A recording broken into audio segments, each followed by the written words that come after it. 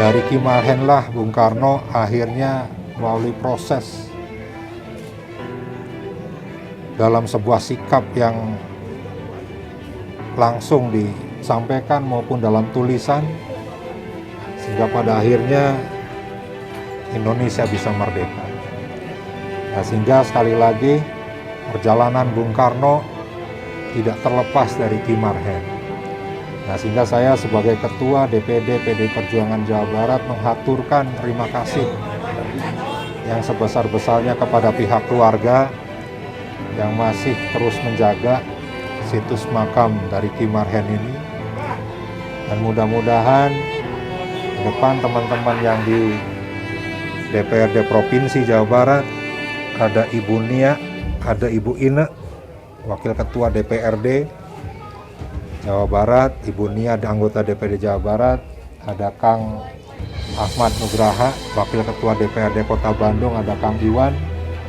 Mudah-mudahan apa yang diinginkan, diharapkan oleh pihak keluarga maupun oleh masyarakat di lingkungan situs sejarah makam Ki Marhen bisa lebih diperhatikan dalam pengelolaan lingkungan maupun kehidupan ekonomi masyarakatnya.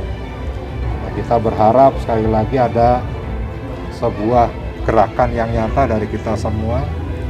Nah, sehingga sekali lagi ini instruksi dari Ketua DPD Partai kepada DPC PDI Perjuangan Kota Bandung untuk selalu hadir setiap momen-momen kegiatan rakyat, setiap permasalahan-permasalahan rakyat yang ada di Kelurahan Mengger, Kecamatan Bandung Kidul, Kota Bandung.